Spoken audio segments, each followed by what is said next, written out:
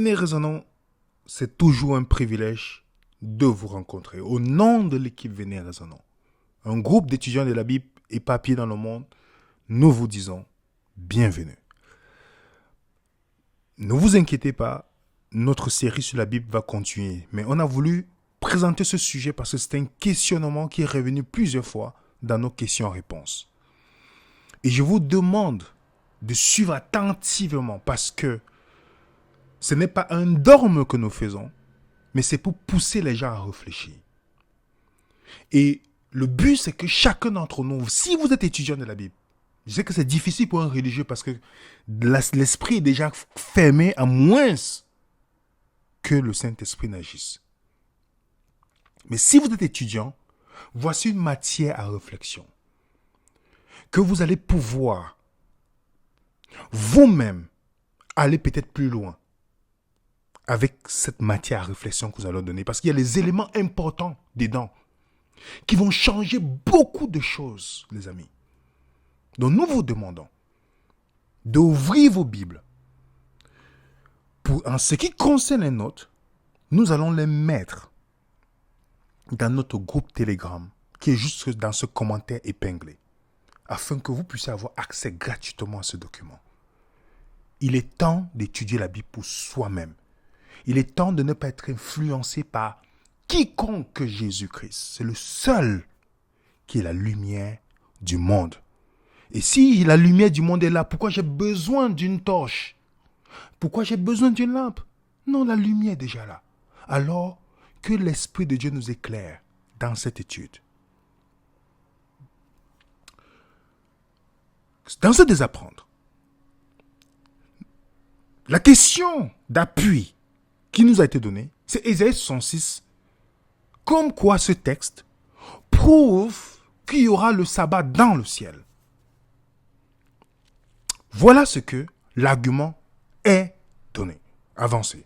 Mais avant de pouvoir répondre, si vous me permettez, c'est d'abord de toucher certains éléments importants. Vous allez comprendre d'où son importance, les amis, et ça va vous aider aussi, parce que ça nous aide. Donc, ouvrons nos Bibles. Dans Genèse chapitre 1er,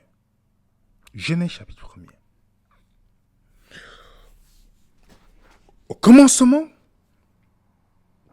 Dieu créa les cieux et la terre. Pour ceux qui suivent notre étude de Genèse, on est en train de reprendre tout à zéro. Le mot commencement, c'est le mot Bereshit. Bereshit. Au commencement, Dieu créa la terre. Et pour ceux qui ont étudié notre livre, qui sont en train d'étudier sur Zoom, parce qu'on a un Zoom à 16h sur Zoom, excusez-moi la répétition. Donc si vous voulez vous intéresser à ce moment, comme aujourd'hui à 16h, vous allez dans notre groupe Telegram, on met le lien, et pour que vous pouvez avoir accès aussi. Donc, le premier mot de la Genèse commence par Beth, ok, Réchit, on dit au commencement. Au commencement, Elohim créa les cieux et la terre. Vous allez me dire, mais William, quel est le rapport avec ce qu'on est en train d'étudier? Est-ce que vous savez, c'est une question, est-ce que vous vous êtes déjà posé cette question, les amis, étudiants de la Bible? Le péché existait avant la création de la terre. Vous savez pourquoi on pose cette question? Parce que ça va changer beaucoup de choses. Si vous croyez que le péché est apparu avant la création de l'homme ou après la création de l'homme, tout dépend de comment vous allez répondre. Si le péché existait déjà avant la création de l'homme, ça change beaucoup de choses. On est bien d'accord? Est-ce qu'on est bien d'accord? Parce que ça va nous mener à quelque chose de très important dans la réflexion. Et vous êtes bien d'accord avec moi que lorsque Dieu dit dans Genèse 1, au commencement Dieu créa les cieux et la terre était informe et vide. Il y avait des ténèbres à la surface de la terre. Ok. Supposons que vous croyez que c'est la création de l'univers. D'où viennent les ténèbres? D'où viennent les ténèbres? Mais les gens ne savent pas que Genèse, c'est la création de la terre, pas de l'univers.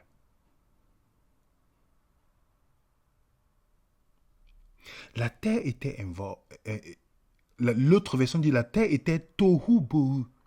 Tohu signifie étonnement, stupéfaction, l'homme étant frappé d'étonnement. Ok? On retrouve ça dans Isaïe 45, verset 18. La terre était vide, informe. On va continuer. Il y avait les ténèbres à la surface de l'abîme. Il y avait les ténèbres. Que fait les ténèbres? Vous allez voir le symbolisme qu'il y a dedans. Que fait les ténèbres ici? Après, on nous dit, Dieu dit que la lumière soit, la lumière fut. Dieu vit que la lumière était bonne et Dieu sépara la lumière avec les ténèbres. Alors, que symbolisent les ténèbres? Les ténèbres nous indiquent que le péché existait déjà. Est-ce que vous savez ça? Qu'il y avait déjà un facteur de péché qui existait avant la création de l'homme. Est-ce que vous savez ça, les amis? Pour ceux qui ont déjà étudié avec nous, est-ce que vous savez que le péché existait déjà avant la création de l'homme? On va continuer. Que symbolisent les ténèbres? Je vais donner quelques exemples. Dans Lamentation chapitre 3, ici on nous dit « Il me fait habiter dans les ténèbres comme ceux qui sont morts depuis longtemps ». Ici, les ténèbres sont comparées au séjour des morts. Ok? De Psaume 112, verset 4. La lumière se lève dans les ténèbres pour les hommes droits, pour celui qui est miséricordieux et compatissant. Vous comprenez? La lumière se lève dans les ténèbres pour les hommes droits. Isaïe 5, verset 20.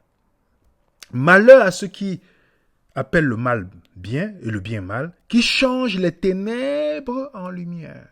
La lumière en ténèbres, qui change l'amertume en douceur et la douceur en amertume.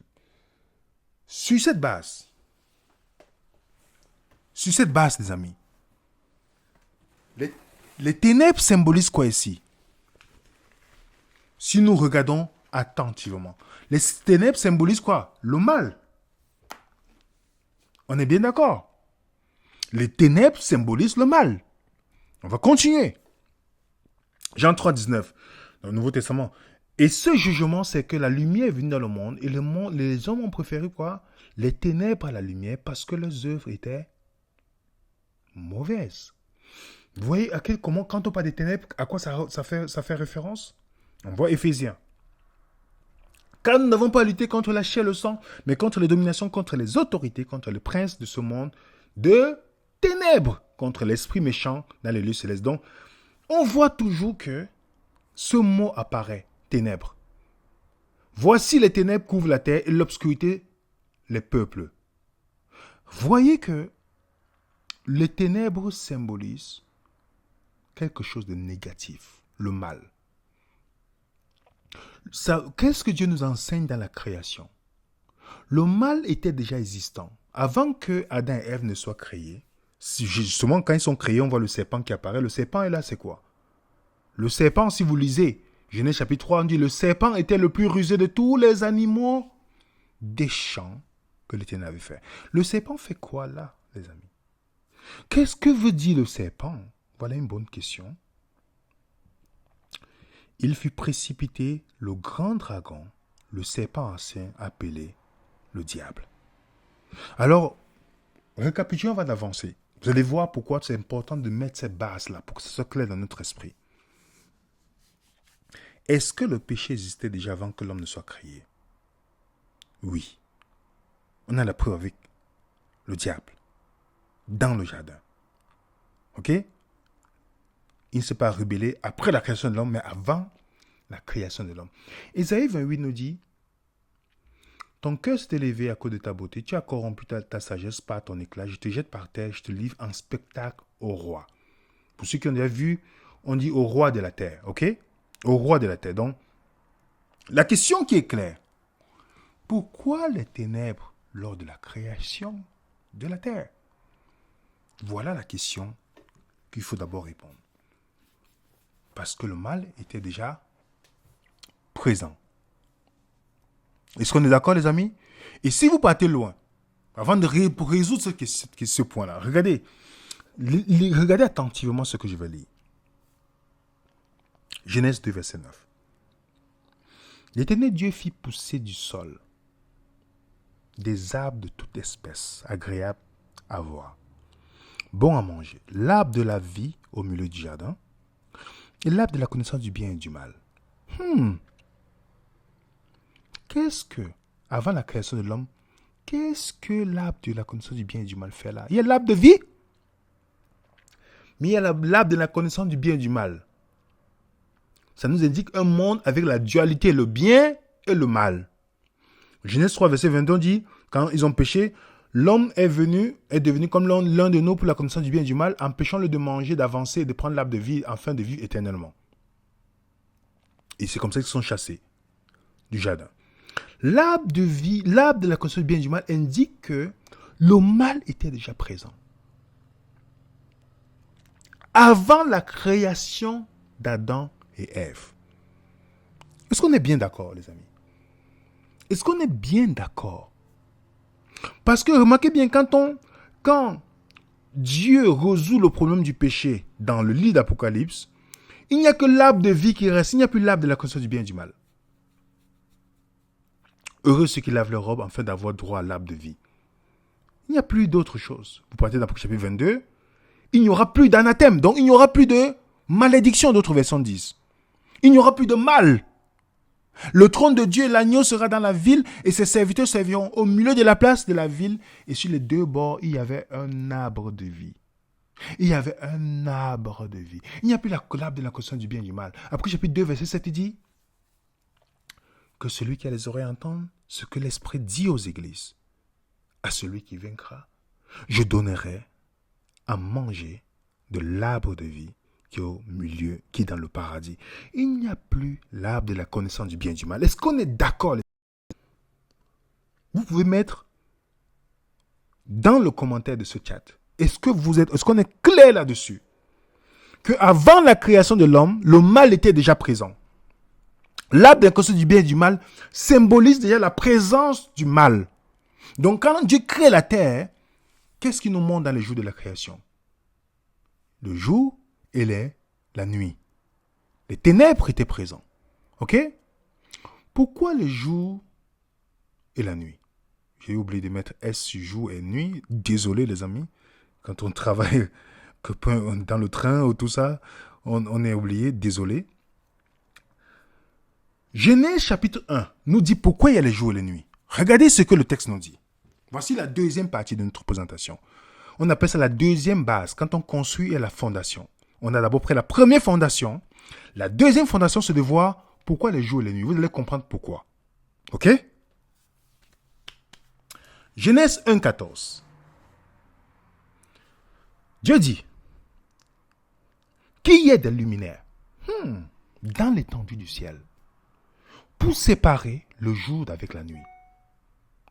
Que ce soit des signes pour marquer les époques et les jours et les années. On parle de la terre ici, pas de l'univers. On parle de la terre, pas de l'univers. Est-ce qu'on est clair là-dessus? D'autres versions disent qu'ils deviennent des signes pour les fêtes, pour les jours et pour les années. Ok? Donc, le but de ces luminaires, c'était pour distinguer. Dans Somme chapitre 4, verset 19, il dit, il a fait la lune pour marquer les temps.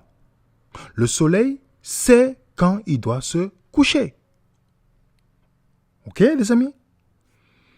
Jérémie 31, verset 35. Je remercie toutes les personnes avec qui on a discuté et qui ont fait partage, parce que c'est, comme je vous dis, important le partage. Je salue cette personne qui est en Guadeloupe. Elle se reconnaîtra en regardant cette vidéo. Ainsi parle l'Éternel, qui a fait le soleil pour éclairer le jour, qui a destiné la nuit, la lune et les étoiles à éclairer la nuit. Est-ce que vous remarquez, vous lisez le psaume 74, verset 16, vous voyez la même chose, psaume 136, verset 5, vous voyez que le soleil, la lune, les étoiles, c'était pour la terre. Parce que le péché était déjà présent. Et Dieu veut nous enseigner quelque chose entre le contraste de la lumière et de la nuit. Le jour et la nuit. Ok les amis? Et regardez les amis. Lorsque Dieu finit dans la création, Dieu fit les deux grands luminaires. Le plus grand luminaire pour présider au jour, le plus petit luminaire pour présider dans la nuit. Il fit aussi les étoiles. Dieu les plaça dans l'étendue du ciel pour éclairer la terre, pour présider au jour et la nuit, pour séparer la lumière d'avec les ténèbres. Dieu vit que cela était bon. Ainsi il y eut un soir, il y eut matin, ce fut le 4e jour. Ce fut le 4e jour. Vous n'avez pas remarqué que c'est toujours ainsi le premier jour. Il y a eu un soir, un matin. Un soir, un matin. Un soir, un matin. Le 6e jour, voilà ce que Dieu dit. Dieu vit que Dieu vit tout ce qu'il avait fait. Et voici, cela était très bon. Ainsi, il y eut un soir, il y eut un matin, ce fut le 6e jour. J'espère que je suis parlé très vite pour que vous ayez pu saisir. Je vais récapituler on est en train de basculer dans notre 3e phase ici. La première phase, c'était d'expliquer que le péché existait déjà avant la rébellion de l'homme. Et le symbolisme dans la terre est un lieu de conflit entre le bien et le mal. Je récapitule. On est d'accord? Et le serpent était déjà là avant la création de l'homme. Le serpent était déjà présent. L'adversaire de Dieu. Et Dieu montre sur la terre, il y a le soleil pour le jour, la lune pour la nuit. On voit qu'il y a ce contraste de lumière et ténèbres, jour et nuit. Ce qu'on a expliqué. Vous allez voir que ça se répète de tout le temps, sauf le 7e jour. Sauf le 7e jour. Je vais lire avec vous. Genèse chapitre 2, on passe à une autre étape ici.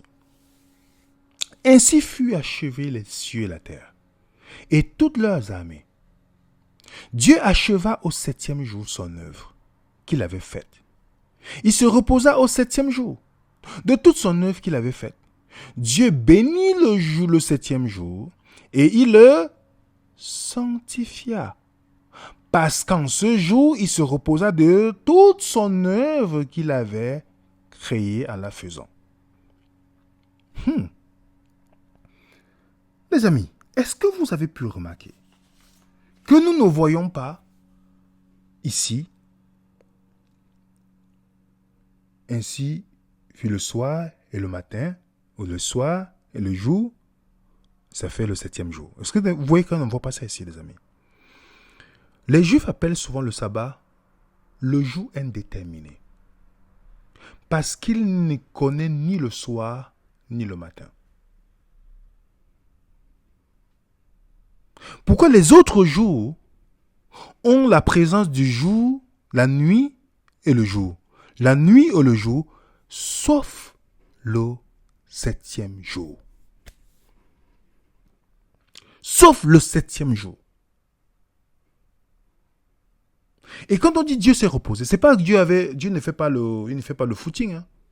Il ne peut pas courir dans une salle de sport. Hein. Il ne court pas dans les nuages pour dire maintenant, Jésus, il faut que je me repose. Non. Le mot là, c'est cesser. Cesser son œuvre. Il n'y a aucune œuvre ce jour. Il n'y a aucune activité. Dieu cesse son activité de créer à ce jour. Et c'est pourquoi, chez les Juifs, pas chez certains chrétiens, et certains chrétiens qui ont compris, le premier sabbat, c'est le sabbat fait par Dieu, et non pour l'homme. Pour ceux qui connaissent. Parce que tu travailleras 6 jours. L'homme a été fait le 6e jour. C'est pourquoi, généralement, dans les commentateurs juifs, ils vont vous dire, le premier sabbat, c'était le sabbat de Dieu. Il a cessé son œuvre ici. Donc, le 7e jour, c'est un jour sans fin, dont le commencement est indéterminé, puisqu'il ne connaît ni le soir, ni le matin. C'est le jour de l'Éternel, c'est le jour du Seigneur, comme on peut dire. Vous allez comprendre pourquoi je le dis ici. Donc c'est le jour illimité. Le 7e jour. Pourquoi donc? Les autres jours, il y a la nuit, le soir et le matin. Mais sauf ce jour. Tous les 6 jours, il y a le contraste entre le bien et le mal. Sauf ce jour-là. Je vous laisse un peu imaginer, les amis. Parce que comme je vous dis, ce n'est pas un dogme que nous présentons. Nous mettons en relief des points qui vont nous pousser à nous questionner. Parce que lorsqu'on est dans les dogmes, on tombe dans ce qu'on appelle l'endoctrinement. Lorsqu'on veut nous imposer, notre but, ce n'est pas d'imposer une vision. C'est partager avec vous un sujet qui va susciter des questions afin que nous puissions progresser. Le 7e jour est le jour sans fin. Pourquoi il n'y a pas ça le 7e jour? Je vais vous donner quelque chose. Est-ce que vous savez que Apocalypse chapitre 22, verset 5 nous dit, il n'y aura plus de nuit. Ça, c'est quand le péché est éliminé. Hein? Je ne sais pas si vous comprenez, les amis petits. J'ai l'impression que je suis tout seul à être plein d'enthousiasme. Vous comprenez? Il n'y aura plus de nuit et personne n'aura besoin de lumière du chandelier, ni celle du soleil, parce que le Seigneur Dieu rayonnera sur eux, ils régneront au siècle des siècles. Regardez ce que le texte nous dit ici. Après le péché qui est éliminé, plus besoin de nuit ni de jour. Il n'y a que Dieu qui va briller. Attends, dites-moi, ça ne vous dit rien que la raison pour laquelle il y avait le jour et la nuit, l'arbre de la connaissance du bien et du mal, c'est parce qu'il y avait le mal qui était déjà présent. Ici, nous sommes dans une situation où le mal est éliminé. Donc il n'y a plus de jour ni la nuit. Qui n'a pas compris? Isaïe 60. Ce ne sera plus le soleil qui te servira de lumière pendant le jour, ni la lune qui t'éclairera de sa lueur, mais l'Éternel sera ta lumière à toujours, ton Dieu sera ta gloire. Isaïe 22, 21, verset 23. La ville n'a pas besoin du soleil, ni la lune pour éclairer. Car la gloire dans le caractère, car la gloire de Dieu l'éclaire et l'agneau est son flambeau. Qui n'a pas compris? Genèse 1. Le jour et nuit. Le soleil était là pour présider quoi? Le jour et la lune la nuit. Genèse 1, verset 14. Mais quand le péché est éliminé, c'est fini les amis. Il n'y a plus ni de jour ni de nuit. C'est la gloire de Dieu qui couvre tout, donc son caractère. Il n'y a plus de jour et de nuit, les amis. Donc, sans le péché, pas besoin de sabbat. Vous allez me dire, mais il sort d'où avec ça? Sans le péché, pas besoin de sabbat.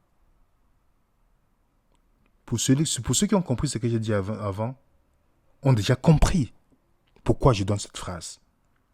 S'il n'y avait pas le péché, il n'y aurait pas de jour ni de nuit. On serait dans quoi? Dans le repos. Le monde sans la dualité du bien et du mal. On serait dans le repos. Remarquez bien, après que le péché soit éliminé, il n'y a plus ni de soleil, ni de jour. Il n'y a plus de jour en fait, il n'y a plus de nuit. Il n'y a plus, le soleil était là pour faire la différence entre les jours, les fêtes, les saisons et tout. Il n'y a plus toutes ces choses-là. Pour ceux qui ont eu la curiosité de regarder cette vidéo, pourquoi le sabbat n'est pas le seul de Dieu, avec les textes bibliques à l'appui. Je vous dis avec les textes bibliques à l'appui. Il y a un qui travaille avec nous, qui nous considère comme hérétiques. Il a envoyé des messages à plusieurs personnes en disant que nous sommes des hérétiques. On lui a envoyé un message gentiment.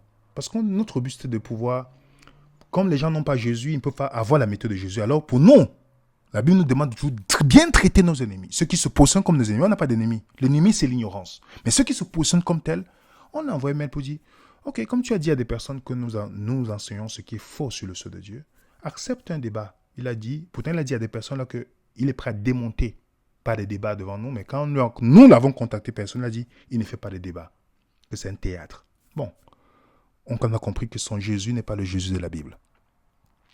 Parce que le sceau de Dieu, ce qu'on a expliqué dans le sceau de Dieu, le sceau de Dieu ne peut pas être le sabbat. Pour ceux qui ont vu la vidéo. Et revenons maintenant sur ce texte, parce que ça va, vous allez voir le lien. Isaïe 66 qu'on avait vu ensemble.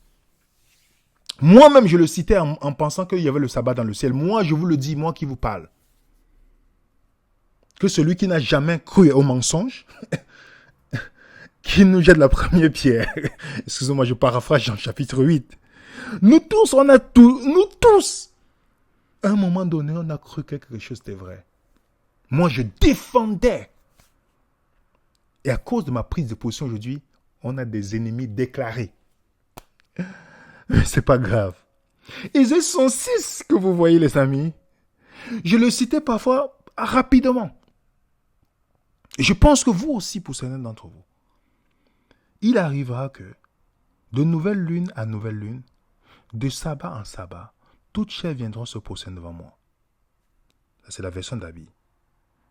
Martin dit, il arrivera que depuis une nouvelle lune jusqu'à une nouvelle, d'un sabbat à sabbat. Moi, je m'arrêtais à sabbat parce que j'utilisais ça pour justifier ma croyance. Parce que pour prouver aux gens comment le sabbat sera dans le ciel. Je pense à toutes les fois que Dieu me regardait avec les mots en arrêtant, il te dit, cet enfant ne sait pas ce qu'il est en train de dire. Bon, Dieu soit lui dans sa miséricorde. Quand nous croyons en quelque chose, et qu'il sait qu'on est sincère, et qu'on cherche, il va nous amener à la vérité. C'est ça que j'aime ce Dieu. Et que même quand on est dans l'erreur, il ne se contente pas d'envoyer les courriels aux anges pour parler mal de nous. Il vient nous sauver. Voilà le Dieu que nous cherchons. Voilà que je remercie pour ça. Mais regardez le texte. Il dit, en fait, c'est un sabbatique dont le sabbat est plus important que Jésus, ou certaines personnes qui croient qu'il y a le sabbat dans le ciel, parce qu'il y a beaucoup de catégories dans ceux qui croient que le sabbat est le sceau de Dieu. Il ne parle jamais de nouvelle lune. Vous n'avez pas remarqué? Il parle que du sabbat, mais pas de nouvelle lune. Mais comment c'est possible que Dieu dit dans Apocalypse 22, verset 5, 21, verset 23, qu'il n'y aura ni de soleil ni de lune. Dieu se rallume la lumière, mais dans Ésaïe 106, on évoque la lune et le sabbat. Déjà, nos textes ne disent pas qu'ils viendront chaque sabbat. Ce n'est pas ce que le texte dit. Le texte dit de sabbat en sabbat, de lune en lune. Ça veut dire quoi? D'une manière illimitée. Qu'il n'y aura pas un jour. En anglais, ça dit from the Sabbath. From. Donc, d'un endroit à un endroit. Donc, pour montrer le temps. Mais remarquez bien, Isaïe 66, quelle est l'expression d'Isaïe 66? Est-ce que c'est, par exemple, à partir d'Isaïe 65 jusqu'à Isaïe 66, le texte ici, ça parle sous forme métaphorique en fait. Métaphore. Je vais vous montrer pourquoi. Ésaïe 65 par exemple nous dit, il n'y aura plus ni d'enfants, ni de vieillards qui n'accomplissent leur jour. Car celui qui mourra à 100 ans sera jeune et le pécheur âgé de 100 ans sera maudit. Alors vous voulez me dire que dans les nouveaux cieux et les nouvelles terres, il y aura des gens qui vont mourir? Non. Ésaïe 66 et Ésaïe 105 parlent des thèmes métaphoriques. Ok? C'est les thèmes qu'il utilise aux croyants avant que Jésus ne vienne. Donc les deux passages parlent de nouveau sur une nouvelle terre, mais parlent de la forme métaphorique. Je vais vous donner encore quelques points. Si Ésaïe 63, verset 23, enseigne que l'observation du sabbat sera dans le ciel, alors il enseigne également que nous observerons les fêtes juives, parce qu'on parle de nouvelle lune. Et ce sera une nouvelle lune en nouvelle lune, de sabbat en sabbat. C'est pas vrai? Si c'est le cas, on va faire les fêtes juives dans le ciel. Ceux qui acceptent le sabbat vont dire non, il n'y a pas de fêtes juives. Vous comprenez? Deuxième hypothèse, si Ésaïe 63, verset 23, enseigne que nous observerons le sabbat juif dans le ciel, alors il enseigne également que Ésaïe 66, verset 21, que les prêtres lévitiques seront au ciel. Car c'est également mentionné. C'est ça que le texte nous dit. Pourtant, on sait que la prêtrise est annulée dans Hébreux 7, verset 12. Vous comprenez? La prêtrise n'existe plus. Les sabbatariens passent la nuit au paradis, dont il y aura le sabbat, ok, nouvelle lune, nécessite la nuit, oui. Apocalypse dit qu'il n'y aura plus de nuit dans le ciel. Donc, comment c'est possible si la lune symbolise la nuit? Parce que s'il y a la nuit qui passe, si les gens qui gardent le sabbat, qui disent que le sabbat dans le ciel, donc il y aura la nuit dans le paradis alors. Pourtant, la Bible dit qu'il n'y aura pas de nuit. Donc, vous voyez qu'ils prennent un texte parlé sur la forme métaphorique pour pouvoir établir une doctrine avec. Et l'autre dont j'ai donné en disant qu'on meurt à 100 ans, Ésaïe 65 le dit. Pourtant, c'est la forme métaphorique. Et jamais Ésaïe 66 ne dit que le sabbat sera dans le ciel. Jamais. Il n'y aura ni nuit, il n'y aura pas de jour dans le ciel. Donc, qui n'a pas compris, les amis? Je vais récapituler pour qu'on arrive à ce point. J'ai commencé par expliquer, par la grâce de Dieu, que le péché existait avant que l'homme ne soit créé. Et pour symboliser, parce qu'on est sur la terre, pas dans l'univers, la création de Genèse, c'est la création de la terre. Pour symboliser ça, qu'est-ce qui se passe? Dieu met le jour et la nuit. Le seul jour qui n'a pas de commencement ni de fin, c'est le sabbat. Donc, en d'autres termes, le jour et la nuit apparaissent parce que le péché existe. Donc, pas de péché, pas de jour et nuit. Alors, qui n'a pas compris, les amis? Et Ésaïe 66 ne dit pas qu'il y a le sabbat dans le ciel. Puisque dans le ciel, il n'y a plus de jour ni de nuit. Nous sommes dans le repos éternel. Puisqu'il n'y a plus de mal ni de souffrance. Et le sabbat, dans la Bible, c'était une indication de quoi, comment le monde sans péché sera.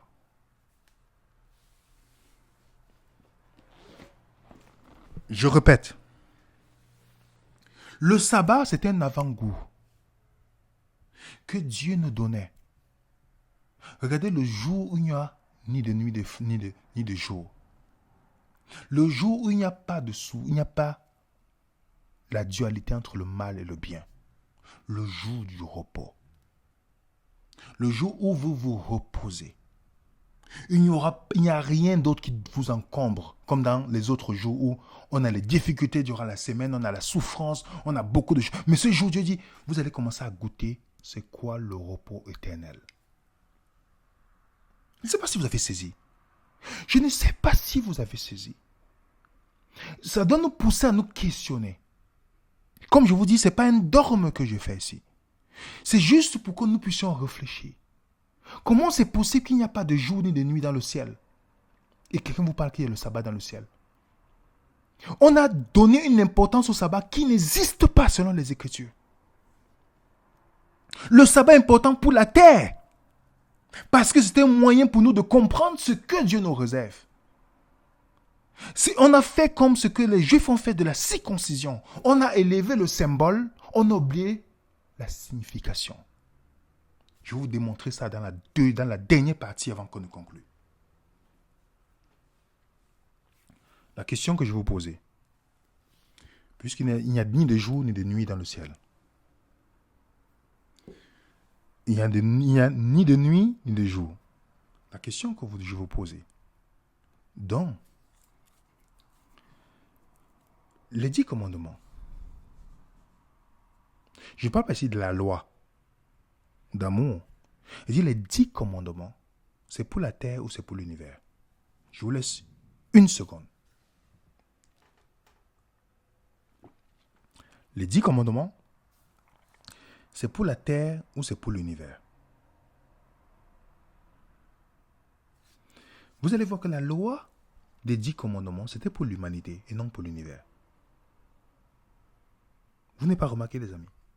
Je vais vous montrer quelques petits points de réflexion. Je vous dis bien, c'est des points de réflexion.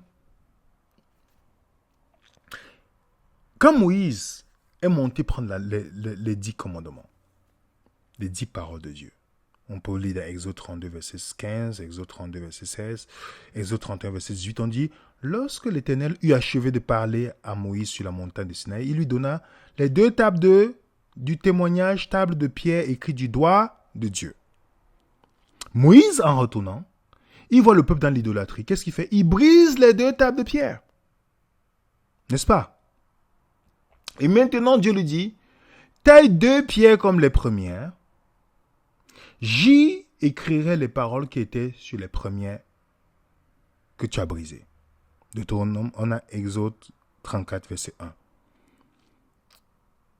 On a Deutéronome 10, verset 1, pour ceux qui veulent aussi voir le deuxième témoin. Exode 34, verset 4, le troisième témoin. Et dans Deutéronome 10, verset 4, l'Éternel écrivit sur les tables ce qui avait été écrit sur les premières. Les 10 paroles qu'il vous a dites sur la montagne, du milieu du feu, le jour de l'assemblée, l'Éternel me les donna. Deutéronome chapitre 5. Vous savez ce que veut dire Deutéronome? Deutéronome veut dire la seconde loi ou la répétition de la loi. C'est ça le terme Deutéronome. Deutéronome. Nomos, Deutéronome, répétition de la loi. Dans Deutéronome chapitre 5, où Dieu répète les 10 commandements, regardez quelque chose, je ne sais pas si vous avez déjà remarqué. Je vous ai dit, cette étude va nous pousser dans les réflexions. Tous les points qu'on donne, c'est les sujets des réflexions. Telles sont les paroles que prononça l'Éternel à haute voix sur la montagne, du milieu du feu, des nuées de l'obscurité, et qu'il adressa à toute votre assemblée, sans rien ajouter. Il les écrivit sur 2 tables de pierre qu'il me donna. Alors, à vos stylos, les amis, ou pas à vos stylos, à vos Bibles. En même temps, vous allez regarder avec moi. La première fois que Dieu a donné, c'était Exode 20, le sabbat. Regardez ce qui est dit dans Exode 20, parlant du sabbat. Souviens-toi du jour de repos pour le sanctifier. Tu travailleras 6 jours, tu feras tout ton ouvrage. Mais le 7e jour, le jour du repos de l'Éternel ton Dieu, tu ne feras aucun ouvrage, ni toi, ni ton fils, ni ta fille, ni ton serviteur, ni ta servante, ni ton bétail, ni l'étranger qui est dans tes portes. Car en 6 jours, l'Éternel a fait les cieux, la terre, la mer, et tout ce qui est contenu, il s'est reposé le 7e jour. C'est pourquoi l'Éternel a béni le jour du repos et l'a sanctifié. Dans la création, le sabbat était le mémorial de quoi? De la création. On est d'accord? On est d'accord, n'est-ce pas? Regardez quand Dieu répète la loi à Moïse, après qu'il l'ait brisée. Regardez ce que... Vous voyez, les gens vont parler de sabbat, ils vont partir dans Exode chapitre 20. Mais ça n'existe plus puisque la pierre a été brisée. Ce qui est donné à nouveau, c'est Deutéronome chapitre 5. Pourquoi les gens... Posez-vous la question, pourquoi les gens qui vous font l'étude sur le sabbat ne parlent jamais de Deutéronome chapitre 5? Puisque Moïse a brisé les premières lois, Dieu dit maintenant donne. Voilà, je vais réécrire, mais Dieu réécrit différemment dans Deutéronome chapitre 5. Des mêmes doigts de Dieu. C'est plus la même chose. Pourquoi? Est-ce que vous et moi, qui parlons du sabbat, est-ce que nous donnons souvent ce qui est resté sur les 2 tables de pierre, pas ce qui est brisé? Deutéronome chapitre 5, voilà ce qu'il dit. Observe le jour du repos pour le sanctifier. C'est plus la même chose. Ce n'est plus la même chose. Comme l'Éternel ton Dieu te l'a ordonné. Tu travailleras 6 jours, tu feras ton ouvrage, mais le 7e jour est le jour du repos de l'Éternel ton Dieu. Tu ne feras aucun ouvrage, ni ton fils, ni ta fille, ni ton bétail, ni ton serviteur, ni ta servante, ni ton bœuf, ni ton âne, ni aucune de tes bêtes. C'est à rajouter. Donc, ni l'étranger qui est dans tes portes, afin que ton serviteur et ta servante se reposent comme toi. Regardez quelque chose qui est juste, vous voyez, c'est pas que c'est ajouté, mais c'est dit autrement. Regardez bien. Et maintenant, remarquez bien la raison. L'eau, c'était, car en 6 jours, l'Éternel a fait les cieux. Maintenant, la raison ici dans le verset 15, tu te souviendras que tu as été esclave au pays d'Égypte et que l'Éternel, ton Dieu, t'en a fait sortir à main forte, à bras étendu. C'est pourquoi l'Éternel, ton Dieu, t'a ordonné d'observer le jour du repos. Alors, les amis, quel est le but? Le premier sabbat dans Genèse, chapitre 2, versets 2 à 3, c'était la typologie de la création. Le deuxième, Exode 20, création. Mais Deutéronome, chapitre 5, il parle de la rédemption. Souviens-toi que tu étais esclave. Qui n'a pas compris ici, les amis? Qui n'a pas compris ici, les amis? Dites-moi. Je mets comme tableau aussi. Deutéronome 5, la raison donnée, c'est la libération du peuple de l'esclavage, donc la rédemption. La rédemption. Donc, voilà ce que Dieu enseigne sur le sabbat. La rédemption. Pas la création ici. La rédemption. Alors la question, les 10 commandements, c'est pour la terre, c'est pour l'univers. Vous savez très clairement, c'est pour la terre. Parce qu'il n'y a pas le sabbat dans le ciel. Jésus lui dit, le sabbat a été fait quoi? Pour l'homme et non l'homme. Il n'a pas dit pour les anges. Le sabbat, c'est pour le bien de l'homme. Comme Dieu te dit de manger, c'est pour ton bien. Le sabbat, c'est pour ton bien. On parle des animaux purs, des animaux saints, non mis à part. Le sabbat était mis à part. Donc quand Dieu te dit de ne pas manger les animaux impurs, c'est pourquoi? C'est pour lui, Dieu, ou c'est pour ton bien? Le sabbat, Jésus en train de dire, le sabbat a été fait pour le bien de l'homme. Et non l'inverse. Ce n'est pas l'homme qui rend le sabbat bien. Le sabbat a été fait pour le bien de l'homme. Ok? Et qu'est-ce que ça symbolise le sabbat? Quel est le symbole pour l'homme dans le sabbat? Parce qu'il n'y a pas le sabbat dans le ciel. Il n'y a pas l'adultère dans le ciel. Parce que Jésus dit à la résurrection, ils seront comme quoi? Il n'y aura ni de femme ni de mari. Ils seront comme des anges. Pour dire quoi? Ils ne vont pas se procréer. Ils ne vont pas procréer. Luc 20 dit la même chose. Jésus le dit, les enfants de ce siècle prennent des femmes et des maris, mais ceux qui seront trouvés dignes d'avoir part au siècle à venir, à la résurrection des morts, ne prendront ni femme ni mari. Parce que les 10 commandements ont été donnés à cause du péché. Je répète, les 10 commandements ont été donnés à cause du péché.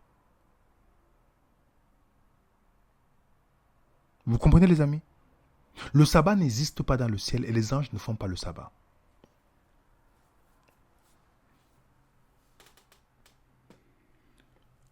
Je répète, le sabbat n'existe pas dans le ciel. Les 10 commandements, c'était pour la terre. Vous comprenez? Les 10 commandements, c'était pour la terre à cause du péché. Voilà comment ils pouvaient vivre. Mais la loi d'amour de Dieu existait avant. L'amour, c'est la loi qui règne dans le ciel. Maintenant, comment Dieu va leur montrer à cause du péché comment ils peuvent aimer leur prochain? Voilà comment Dieu montre. Voilà comment sur la terre, comment tu peux montrer que tu aimes Dieu. Tu dois accepter le repos dans lequel il va t'enseigner quelque chose.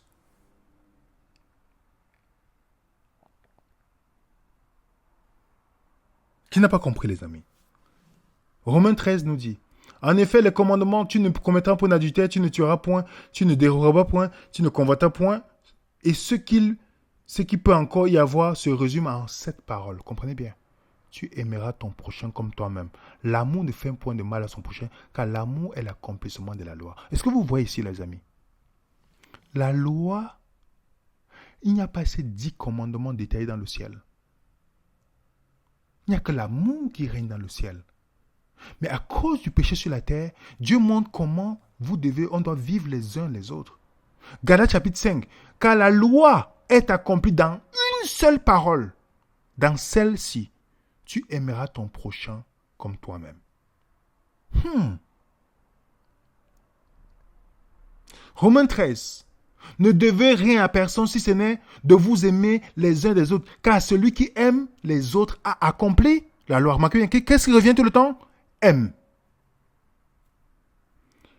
Si vous accomplissez la loi royale, selon l'Écriture, tu aimeras ton prochain comme toi-même. Vous faites bien. La loi royale. On a posé la question à Jésus, quel est le plus grand des commandements? Tu aimes Dieu de tout ton cœur, de toute ton âme, ce qui existait déjà dans l'Ancien Testament, mais ils n'ont pas voulu suivre, ils ont voulu autre chose. Et aime ton prochain comme toi-même. Voilà la base, c'est l'amour qui résume. Aime Dieu, aime ton prochain. Voilà, c'est l'amour.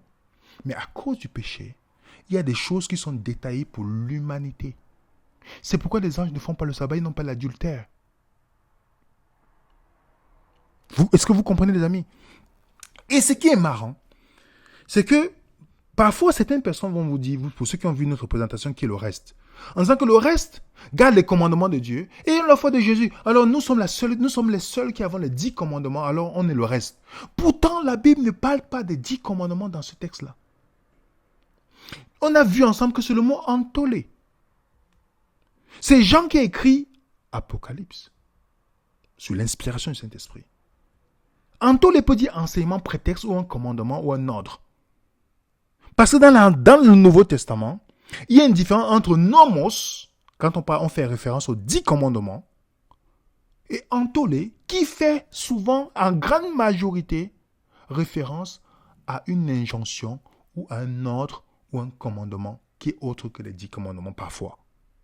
Donc, en majeure partie des cas, entolé qui est utilisé. Jean qui écrit Apocalypse, Maintenant, une bonne question. Jean qui écrit Apocalypse, lorsqu'il dit, c'est ici ceux qui gardent les commandements de Dieu et qui ont le témoignage de Jésus. On sait que c'est le Saint-Esprit. Le témoignage de Jésus, c'est l'esprit de la prophétie. On a déjà vu ça. Ce n'est pas une personne, ni un être humain, nous l'écrit, nous le lit de quelqu'un. On a vu ça ensemble.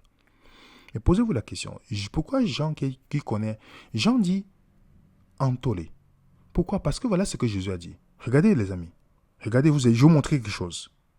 Parce que c'est, comme je dis, c'est sujet de réflexion. Ce n'est pas un dogme ici. Je vous donne un commandement nouveau. J'ai souligné nouveau.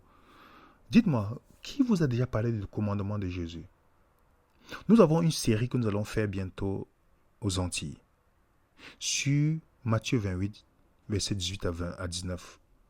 Enseignez-leur tout ce que je vous ai prescrit. Vous allez voir que beaucoup de gens baptisent des personnes selon une dénomination et non selon ce que Jésus a dit. C'est pourquoi ça fait beaucoup de pharisiens que des vrais disciples de Jésus. Voilà, je vous donne un commandement nouveau. Dites-moi, qui a déjà parlé de ce commandement nouveau? Qui a déjà parlé de ce commandement? Est-ce que vous êtes assis pour dire, mais pourquoi il dit voici un commandement nouveau? Aimez-vous les uns les autres, comme je vous ai aimé. Vous aussi, aimez les uns les autres. En ceci, vous connaîtrez mes disciples, si vous avez le sabbat. Non, si vous avez l'amour les uns les autres. Pourquoi Jésus insiste sur... Il dit, voici un nouveau commandement. Je me suis posé la question, mais je suis allé regarder. Mais pourquoi Jésus dit, voici le nouveau? Il met entolé. Jean, qui était là, qui a écrit le livre de Jean, voilà ce qu'il dit. Vous allez savoir ce commandement dans ce que Jean dit. Jean qui écrit le livre de Jean. Dans 1 Jean, voilà ce qu'il dit. Quoi que ce soit que nous demandions, nous le recevons de lui. Parce que nous gardons ses commandements et que nous faisons ce qui lui est agréable. Voilà, les amis, mes chers amis, lisez ce que Jean dit. Jean qui écrit Jean, et qui écrit les épîtres, et qui écrit le livre d'Apocalypse, quand il parle de commandement dans le livre d'Apocalypse, il fait référence à quoi? Quand il parle de commandement dans Jean, il fait référence à quoi? Quand il parle de commandement dans les épîtres, il fait référence à quoi? Voilà ce qu'il donne comme réponse. Pas nous. On est dans l'étude ici. Parce que nous gardons ces commandements et que nous faisons ce qui est lui agréable. Et c'est ici son commandement. 2 points. J'ai mis 2 points. D'autres versions mettent 2 points. c'est ici son commandement. Que nous croyons au nom de son Fils Jésus-Christ et que nous nous aimons les uns les autres, selon le commandement qu'il a donné. Celui qui garde ses commandements demeure en lui. Dieu, lui, et nous connaissons qu'il demeure en nous par l'Esprit qu'il nous a donné. Alors, quel est le commandement que Jean dit que Jésus a enseigné? Que nous croyons en lui, premier, pas un autre prophète, pas un autre, que nous croyons en lui. Et quoi d'autre? Que nous nous aimons les uns les autres. Dites-moi, dans toutes les dénominations que vous voyez dans le monde, est-ce que ce nouveau commandement enseigné? Est-ce que vous pouvez témoigner à 100% que vous avez vécu l'amour parfait dans toutes les dénominations que vous avez passées? Où on vous a peut-être parlé que du sabbat, où généralement tout est faux. Le sabbat, le sceau de Dieu, tout. Dites-moi, montrez-moi combien de chrétiens que vous avez vus qui disent « Je crois en Jésus et j'aime mon prochain comme Jésus me demande d'aimer ». Je ne parle pas des gens qui vous aiment quand vous êtes d'accord. Je ne parle pas des gens qui vous aiment quand vous pensez pareil. Le jour où vous ne pensez plus pareil, ils ne vous parlent plus. Je ne parle pas de ça. Je parle du commandement de Jésus. Combien d'entre vous avez vu? Voilà ce que Jésus dit. Croyez en mon nom. Voilà ce commandement et aimez-vous les uns les autres. Voilà ce que Jésus a dit. Voilà ce que Jean dit. Voilà ce commandement-là. Donc, dans le livre d'Apocalypse, chapitre 12, 17, ça ne parle pas d'une dénomination. Donc, certaines dénominations disent que c'est nous, parce qu'on a dit commandement. Pourtant, ce n'est pas commandement qui est là. Jean sait de quoi il parle lorsqu'il parle de commandement. Il parle de ce commandement-là. Il parle de ce commandement, les amis. Il continue. Nous connaissons que nous aimons les enfants de Dieu lorsque nous aimons Dieu. Donc, il y a des gens qui, peu importe leur dénomination, peu importe leur ça, peu importe tout, tant qu'ils n'ont pas l'amour inconditionnel avec le prochain, ils pensent qu'ils ont la vérité. Non, ne croyez même pas du tout. Lorsque nous aimons, nous pratiquons ces commandements, car l'amour de Dieu consiste à garder ses commandements, et ses commandements ne sont pas pénibles. Maintenant, ce que je te demande, Kyria, non en te prescrivant un nouveau commandement, mais celui que nous avons eu dès le commencement. Il parle de quoi ici? C'est que nous nous aimons les uns les autres. Vous n'avez pas remarqué que c'est la même chose? Regardez ce que Jésus dit. Jésus dit, ce que je vous commande, c'est de vous aimer les uns les autres. Dites-moi, voilà un commandement de Jésus. Vous suivez Jésus ou vous suivez un prophète ou un pasteur ou un prédicateur ou un vénéraisonnant? Est-ce que vous suivez Jésus? Ce que nous vous commandons, voilà ce que j'ai dit, ce que je vous commande, c'est de vous aimer les uns les autres. Il parle de quel amour là? Moi, je n'ai pas vu cet amour dans la religion. Je vous dis. J'ai vu des personnes qui ont cet amour, mais je n'ai pas vu cet amour prôné dans la religion. Dans toutes les dénominations que je suis passé. Je ne suis pas en train d'attaquer une quelconque dénomination ici. Je dis la vérité ici. Peut-être vous avez expérimenté. Mais je n'ai pas vu cet amour les uns les autres. Inconditionnel. Je n'ai pas vu. Jésus dit, je vous commande. Et moi-même, je ne l'ai pas donné. Parce que je croyais à quelque chose qui faisait de moi pharisien. Donc, je ne parle pas vraiment des autres, je parle aussi de moi. Jusqu'à ce que Dieu ouvre tes yeux. Tu dis, non, tu n'as rien compris, William. Jean 15, 17. C'est ici mon commandement. Aimez-vous les uns les autres, comme je vous aimais. Voilà le commandement que Jésus a donné. Parce que dans le ciel, ce sera l'amour qui va régner. C'est pourquoi dans la Bible, tu ne peux pas dire que tu aimes Dieu et tu hais ton frère. Comment tu vas savoir que tu aimes Dieu? C'est que la manière que tu vas aimer ton frère. Tu peux dire, je vais jurer au nom de Dieu. Quand généralement, je parle avec des personnes qui disent, oui, je prends Dieu à témoin. Je n'aime pas entendre cette phrase. Mais je dis, c'est mon frère. Tu viens de me dire que tu prends Dieu en témoin, mais je viens de voir comment tu as traité ton prochain. Donc, c'est quel Dieu dont tu parles? Comment tu peux aimer Dieu que tu ne vois pas, mais tu haïs ton frère que tu ne vois pas, que tu vois? Donc, c'est pourquoi Jean dit ça aux autres. Il dit, car Dieu amour. Celui qui dit qu'il n'aime pas son prochain ne connaît pas Dieu. Il ne connaît pas Dieu. Peu importe son sabbat, peu importe sa réforme avec des aliments alimentaires, peu importe sa réforme vestimentaire, peu importe ce qu'il a. Puisque cet amour-là, comment Jésus a manifesté l'amour pour ses frères? Il a laissé le ciel pour venir mourir. On dit, quand nous étions ennemis de Dieu. Je ne sais pas, pensez à vos ennemis. Un seul instant dans cette vidéo. Pensez à ceux qui, peut-être, pensez à vos ennemis. Pensez à un seul instant à vos ennemis. Et posez-vous la question. Est-ce que vous avez fait comme Jésus à leur égard? Pensez à ta sœur avec qui tu ne te parles plus. Vous ne parlez plus. À ton frère avec qui tu ne parles plus. À ton prochain. Tu pars chaque jour, tu fais les événements, tu fais les conférences, tu pars dans les endroits, tu dis oui, Jésus, donnez votre vie à Jésus. Jésus te regarde et dit, tu ne connais même pas ce que tu dis. Quand tu vas vivre cet amour-là, où je suis venu mourir pour mes ennemis, j'ai donné ma vie en rançon pour mes ennemis. Je me suis sacrifié pour eux. Et tu vas me parler de ton sabbat? Tu vas me parler de quoi, en fait? Qu'est-ce qui va m'intéresser quand Jésus dit, mes disciples, voilà comment vous allez les reconnaître. Il n'a pas dit quand ils vont mettre le costume. Non, quand ils auront l'amour. Voilà le vêtement du croyant. L'amour inconditionnel envers son prochain. Ne tournez pas nos paroles. Le sabbat sur la terre, c'est bien pour notre santé. Vous comprenez, les amis? Qu'est-ce que Dieu nous enseigne sur le sabbat? Le sabbat nous enseigne le repos éternel que Dieu va nous donner. Le sabbat nous enseigne ça. C'est pourquoi c'est le jour où il n'y a pas ni de jour, ni de jour, ni de nuit. C'est le jour où il n'y a plus de ténèbres, ni de contraste entre le bien et le mal. C'est le jour où on rentre dans le repos de Dieu. C'est pourquoi vous allez voir dans la Bible, chaque fois, on dit par exemple la terre c'est 6 jours, 6 années, le 7e jour c'est le jour de relâche. Vous voyez le jubilé.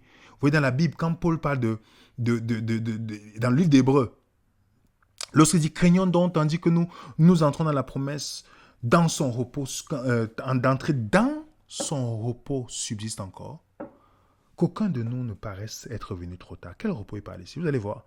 Car cette bonne nouvelle nous a été annoncée aussi bien qu'à eux. Mais la parole qui leur fut donnée ne leur servit de rien, parce qu'elle ne trouva pas la foi chez ceux qui l'entendirent. Pour nous qui avons cru, nous entrons dans le repos. Il parle de quoi ici? Selon qu'il est écrit, je jurais dans ma colère, ils n'entreront pas dans mon repos. Il dit cela, quoique ses œuvres eussent été achevées depuis la création du monde. De quoi il parle ici? À quel moment Dieu a juré qu'ils vont pas entrer dans son repos? Vous savez, ceux qui ont rébellé dans le jardin, dans le désert, ils ne sont pas rentrés à Canaan. Le livre d'Hébreux, c'est l'auteur d'Hébreux s'adresse aux Juifs qui étaient convertis au christianisme et qui voulaient retourner au judaïsme. Il retrace. Vous allez voir qu'il montre que Jésus est le meilleur sacrificateur. Il aime plus que les anges. Il est le meilleur. Il apporte le meilleur repos. Il donne tout. C'est le livre qui montre l'excellence de Jésus en fait. Le meilleur sanctuaire. Pas le sanctuaire terrestre, le meilleur, tout est meilleur par rapport au Christ. Il parle de quel repos? Et dans le verset 4, il dit, car il a parlé quelque part du 7e jour, Dieu se reposa de toute son œuvre le 7e jour. Et c'est ainsi encore, ils n'entreront pas dans mon repos. Or, puisqu'il est entré, il est encore réservé à quelques-uns d'y entrer, et que ceux à qui d'abord la promesse a été faite n'y sont pas entrés à cause de leur désobéissance. Dieu fixe de nouveau un jour. Aujourd'hui en disant, dans David, si longtemps après, comme il dit plus haut, aujourd'hui, si vous entendez sa voix, n'endurcissez pas votre cœur. Regardez bien le contraste ici, là. Moi, j'ai lu ça. Regardez ce qu'il dit. Car si Josué leur a donné le repos, maintenant je vous pose la question. Il parle de quel repos aussi? C'est Josué qui leur a donné le sabbat. De quel repos il parle ici? Si Jésus leur a donné le repos, il ne parlait pas après cela d'un autre jour. Il y a donc un repos de sabbat réservé au peuple de Dieu, car celui qui est dans le repos de Dieu se repose de ses œuvres, comme Dieu s'est reposé des siennes. Et forçons-nous d'entrer dans ce repos afin que personne ne tombe en donnant le mauvais exemple de désobéissance. Alors, maintenant, de quel repos il parle ici? Jésus leur a donné le repos. Vous savez que c'est Josué qui a permis qu'ils rentrent à Canaan. Est-ce que vous savez ça, les amis? Que c'est grâce à Josué qu'ils sont entrés à Canaan. Moïse symbolise la loi. Ils ne sont pas entrés avec Moïse, mais avec Josué. Alors, le repos qu'ils ont eu à Canaan, c'était le symbole de quoi? De la terre promise. C'est que Dieu avait donné à Abraham, les descendants et la terre promise. Le repos qu'ils ont eu à Canaan, c'était là où le pays, c'était le symbole de quoi? De la vie avec la paix, s'ils suivaient Dieu. On est d'accord? Et c'est pourquoi je mets ici, la loi t'amène à la porte de Canaan. Mais c'est Jésus, vous remarquez bien le contrat, Yeshua, Jésus, qui t'amène à Canaan. Dans la loi peut te guider vers le chemin, mais ne peut pas t'amener, car seul Jésus le fait. Est-ce que vous comprenez que le but du sabbat, c'est de nous enseigner le repos que nous allons avoir parce qu'il n'y aura plus de soleil, il n'y aura ni de jour ni de nuit. On va vivre dans un monde où il n'y aura plus de souffrance, il n'y aura plus rien qui va nous stresser, il n'y aura rien du tout. Et Dieu veut à travers le sabbat qu'il nous donne actuellement sur la terre. Moi, je me repose. Le sabbat n'est pas un jour d'adoration pour moi. Il n'y a aucun, j'ai démontré. Jésus n'a jamais dit, en ceci vous connaîtrez mes disciples, ceux qui ont le sabbat. Non. Il a dit, mon Père chez les vrais adorateurs, il n'a pas dit ceux qui font le sabbat. Il a dit, non, non, non, non, ceux qui adorent en esprit, en vérité. Jésus a tranché clairement là-dessus. Même le sceau de Dieu, on dit, il a le sceau de Dieu, il n'a pas dit le sabbat. Non, Jésus était clair. Et si les gens suivaient simplement ce que Jésus disait, ils éviteraient de tomber dans tous les pièges des faux enseignements. Le Jésus est clair ici. Il est clair. Dans le ciel, la seule loi qui va régir, c'est la loi de l'amour. Et les 10 commandements étaient donnés à cause du péché. Ce n'est pas pour l'univers, c'était pour la terre. Le détail, c'était pour l'homme qui a péché. Dans le ciel, on est dans le repos éternel avec Dieu. Il n'y aura plus l'arbre de la connaissance du bien et du mal, il n'y aura que l'arbre de vie. Il n'y aura plus de malédiction, il n'y aura plus de souffrance, il n'y aura plus rien. On sera dans le repos. Voilà ce que Dieu veut enseigner à travers le sabbat que vous et moi, nous faisons tous les jours. Que nous essayons de nous reposer parce que c'est bon pour notre santé. Biologiquement, c'est bon pour nous. Comme le fait de ne pas manger certains aliments, c'est bon, mais pas pour le salut. Parce que vous pouvez manger que de brocoli, vous pouvez faire du sabbat, mais vous n'avez pas Jésus. Mais celui qui a compris la vraie signification du Christ, vous verrez que Jésus a fait plus de miracles ce jour-là que d'autres jours. Regardez dans vos Bibles. Il a fait plus de miracles pour délivrer les gens. Qu'est-ce qu'il voulait enseigner par rapport à ça? Est-ce que chaque jour nous sommes délivrés et que nous expérimentons le repos de Dieu à travers le symbole qu'il a donné ce jour? Pas que le jour est le but, ce n'est que le symbole qui nous montre à travers. Parce qu'il n'y aura ni de jour ni de nuit dans le ciel, dans les nouveaux cieux et nouvelles terres que Dieu va créer. Et quand on parle de commandement, tout ce que Jean dit dans l'Apocalypse, lorsque dit, c'est-il la persévérance de ceux qui gardent les commandements de Dieu, Jean connaît de quoi il parle comme commandement. Il vous a dit, c'est quoi le commandement? Crois en Jésus, aime ton prochain. Dans le ciel, voilà comment on sera régi par la loi d'amour de Dieu. L'amour, c'est l'accomplissement de la loi. Donc, voilà un sujet de réflexion, les amis. Réfléchissez, poussez là-dessus. La semaine prochaine, on va reprendre avant notre série sur la Bible. Ce n'est pas un dogme. Il y a beaucoup de choses que j'ai touchées. Ça peut vous donner un sujet de réflexion. Et vous allez avoir le document. C'est ça nos buts, venez raisonnant. Et nous remercions ceux que malgré le désaccord, ils nous parlent avec amour et qui viennent nous gagner. Et on vous remercie au nom de l'équipe Venez raisonnant. Merci aussi de votre temps. Et on se donne rendez-vous sur notre Zoom tout à l'heure. Voilà notre adresse email pour toute question. Même si vous n'aimez pas nos têtes, nous sommes libres. Vous soyez sentez-vous libres. On va pas... Même si vous avez eu à nous cracher dessus dans le passé. Ici, c'est l'amour. On apprend à vouloir aimer comme Jésus aime. Vous comprenez, les amis? Alors, bon après-midi pour certains. Bon appétit pour d'autres personnes. Salutations à la grande famille du Québec, des Antilles, de l'Europe, de l'Océanie, de l'Afrique et de l'Asie. Que la paix du Seigneur soit avec vous. Au nom de l'équipe Venez raisonnant, nous vous saluons tous. Et mettez vos commentaires. Dites-nous ce que vous pensez dans le commentaire. Et mettez un coup de pouce sur cette vidéo. Que la paix du Seigneur soit avec vous. Et bonne utilisation du document que vous allez avoir dans notre groupe. À bientôt sur Venez raisonnant, les amis.